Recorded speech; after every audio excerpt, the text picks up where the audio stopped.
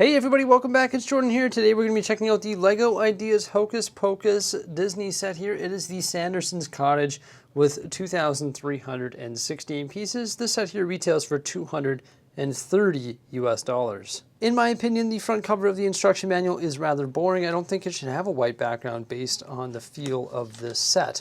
Within the first few pages, we can meet the fan designer, as this is a LEGO Idea set. Then we can learn a little bit about Hocus Pocus and also the three witches, or the Sanderson sisters. And there is some trivia as well. I didn't get any of these questions right because I've only seen this movie once. In fact, my wife built it. I intended on having her here to help me review this set, but unfortunately just timing did not work out. However, I did talk about the build a little bit with her, and here's what the 15 building stages create. So the first bag actually starts with the gate, which you can see right here, and it currently has these 6 minifigures displayed in front of that gate there. And then the remaining building stages, that's 2 through 15, actually build the cottage. So all 6 minifigures are exclusive to this set. On the left side here, we have Allison, Danny, and also Max. I think I really like Danny's hairpiece. It has like the witch's hat. Also, Allison comes with the salt cylinder there. It's a printed cylinder element. And then also the little pumpkin for trick-or-treating. Yeah, these minifigures are pretty cool. I like the torso on Danny the most. And also, once again, her hairpiece is pretty neat. And then, of course, on the right side here, we have the 3 Sanderson sisters, which is Mary on the right side. And then Winifred. And then also Sarah. Really like these minifigures, and actually all 6 of them have alternate faces. We also get Thackeray Binks as a cat, so we don't get him in human form, but he's right there just outside the gate. All 6 minifigures have an alternate face, and I think the facial expressions are on point, and there's also some small details. Now, there's no Billy Butcherson, so we didn't get Billy, but he is represented in the tombstones just right behind that fence there. And there's 3 sticker elements on those tombstones. There's also 3 more sticker elements right here on the left and right hand side of the gate. And there's also the closed sticker element on that 1x2 tile as well. And this sort of basic tree behind the 3 kids. So this gate does have a couple points of articulation, and it can hinge just like that there. And then we've got our 3 tombstones right back here. So those are detailed with sticker elements. Right here we can see Emily Binks. And then in the center, I believe that's Billy Butcherson. And then on the right-hand side, we have Amber. The gate does sort of seem separated from the actual cottage, but I do like it for the simple fact that I can display the minifigures, which come with great accessories. I specifically like the green Palpatine lightning. That's what I'm going to call that. The witches also come with a broom, a mop, and a vacuum cleaner, and those are currently being stowed away inside the cottage. So it does sort of feel separate, but it's a great way to display the minifigures. So if you don't want to integrate this into your LEGO city and you want to put it on display, well, there you go. You have a good way of displaying the 6 minifigures that come with this set. Let's take a detailed look at the cottage. So I'm a bigger fan of the build rather than the source material. I'm not a huge fan of the movie. I've only seen it once, but I like the fact that you can spin this water wheel on the side right here. And the smoke in the chimney, which is pink, will go up and down. And I just really like the look of the cottage.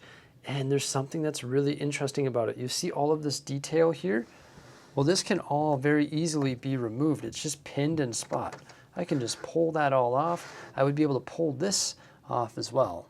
So as a builder, why do I really like that? Well, first off, it fits on a base plate, right? So if I wanted to convert this to mills, well, guess what? I can remove these odd-shaped plates and very easily put this onto a mills plate. And that is just a huge bonus.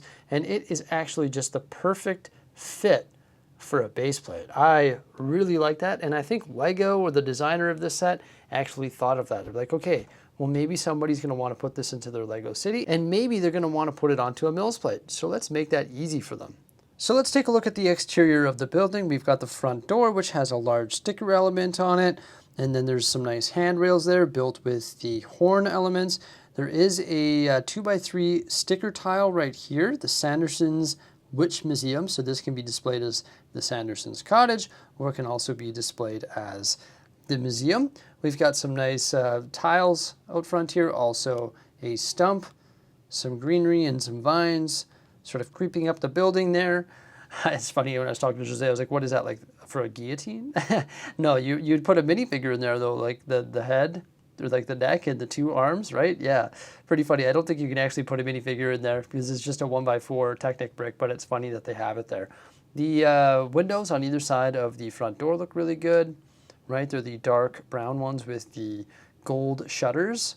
And then we have some snot-mounted dark brown tiles, and then also some missing windows. There's a missing window there and a missing window there. I love the masonry bricks in tan, and then these tiles are all snot-mounted in spots or in place. And there's actually some that are only held in spot by 1 stud, so you're able to put them at those interesting angles. And I just think the front of the cottage looks really good. Then we have this little structure right here, which can actually be removed to reveal some of the interior details. I really like the roof here. We've got the small chimney, the dark brown and dark gray, nice combination of studs and wedge plates, and then some of the dark green leaves on top with some 1x1 dark tan elements as well. Just a lot of texture happening there and some nice color choices as well. And clearly the color choices represent the Sanderson sisters' cottage. I can't quite recall what it looks like in the movie, honestly. This back panel here looks a little bit like, it doesn't look as exciting because there's none of the snot-mounted tiles back here, right? And this is more like a smooth finish, but that's because these can actually open up. You'll see that there's some hinges on either side, so we'll be able to open those up and take a look at the interior details. On this side here, I think it looks really good. I've got some skeleton poking out of the window there. That's funny. Authentic detail maybe, but yeah, I really like this here. Like, this protrudes off the structure a little bit. We've got this nice angled roof with those connecting pieces right there, the nice chimney that has some tiles on the top of it, and also some masonry bricks, some modified 1x2 rounded plates, and then the nice water wheel here, once again with more of those dark brown tiles not mounted in the spot. And the water wheel looks really good. Really like the construction of that, and the fact that it connects to that pink smoke once again is pretty amazing. So there's a couple different ways, actually 3 different ways that we can access this cottage. So once again, this small little piece right here can be removed, and that will reveal some of the interior details. There is a fireplace, there is a cauldron hanging above that along with a bag, a fire poker mounted above the arch there. This element right here, I'm not sure what that represents. I don't know. And then there's a chair and also an hourglass on that side there beside the candles. So some nice interior details. I'm sure the comment section is going to explode with comments telling me what that is. So thank you so much for that. I appreciate it. You know what? This roof here can open up in a very interesting way. Just like sort of hinges open like that there to reveal some of the interior details.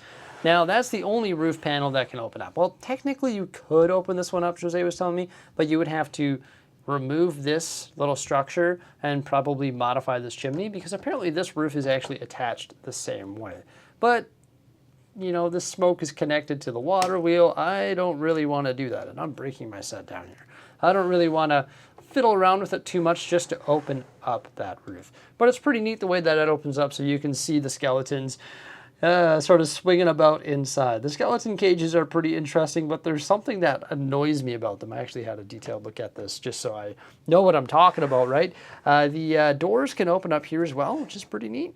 But that is the only way that you can access this cottage. Those 3 ways. Well, of course, you could open the front door as well. So I guess there's technically 4 ways. But what sort of bothers me is you can't really get to the front of it to see all the interior details out front very easily, because this roof here is not modular to the point where it will sort of pop off. Like, this brown triangular structure can't be removed. So there's not really a really good way to get in there and see some of the interior details by the front door. Granted, there's not that many of them, right? And the one that I really like is actually the light brick. Right there, you see that green ball element? Well, you push that, and then the light brick underneath the cauldron, which can hinge and spot there, will actually activate and start to boil whatever's in the cauldron. I think that's pretty neat. Let's start by taking a look at the details on the top floor here where those skeletons are still moving. So the cages are actually quite part intensive. They use bar elements and some clips and all sorts of pieces to create them. Now, the thing that sort of bothers me is these bar elements, some of them, well, most of them aren't clipped in like on the top and bottom. So they can go like that, and then you're like, oh no, now I've got to like reset my skeleton because the skeleton's just sitting in there loosely, right? It just sort of bothers me that they're not clipped in more spots like on the top and bottom, because they can really get all messed up, and then it's like, now I've got to go in there and fix my cage, right? And that's both of them. They're just sort of clipped in spot there, so you can just pull them out, get them out of the way so you can get in there and see all the interior details, such as the other skeleton that was saying hello to us earlier. He's poking his head out that window. There's a barrel beside him. There's a candle right there. Above that, there is a spider and spider web, some sticker detailing inside, and there's a really neat sticker element right there behind that candle. And I'm not talking about the upper portion of it with like the ingredients or whatever. I'm talking about on the bottom of it, there's that heart. And it says B+W, which is Winifred, and then it's actually scratched out and replaced with an S. I'm assuming that stands for Sarah, so it's just a little bit of a funny Easter egg within. I'm not sure what that is attached to the wall there. And then we also have the bed right here, which has the 3 different colors because the sisters would sleep together. And there's some more sticker detailing there. There's also a bat. And then right here is where you can find the mop, the broom, and also the vacuum. And that's what the sisters would be flying on, I believe, over top of the graveyard, right? But I think the vacuum is the only one that needs to be featured because it has some great part usage. I really like the hockey stick. Over here we can see a really nice chandelier that uses a pirate ship steering wheel, and there's a bat on top of it. Looking in through this archway here, we can see the cabinet that has book inside. And that very easily hinges open so you can retrieve the book. It has a sticker element on the front and also the back, and then a 1x2 tile within, which is actually the spell telling you how to transform humans into cats. So there's lots of interior details, but like I said, some of them are hard to see. There is a stanchion right there, and also like the black flame candle, and a write-up about the black flame candle just in front of the cabinet there. There is a please do not touch sign, and then like a little drawer unit of flame. I believe that gear is something that's hooked up to the water wheel, and then just some more interior details that are just a little bit hard to see in there. Maybe we can peer through the front door. Oh, there's also a nice looking broom or some sort of ornament right there on the base of the bed, essentially just right there hanging from the second floor. Yeah, peering in the front door, which actually has a sticker on the backside as well, you can see another stanchion and some more interior details, but it's just a little bit difficult to get in there and see all of those interior deets, right? We've got another candle thing right there with the 3 candles on it. Yeah, there's just more in there to see, and you can't really access it. So I'm sort of disappointed with that. But overall, I think this is a great looking set. It is fairly expensive because of the exclusive minifigures that you get with it, and also the Disney license. I'm really happy with the fact that it can fit on a 32x32 base plate, and the fact that all of this stuff here can be removed. That is awesome. And also, once again, that's cool. My general consensus is that this is a great looking set.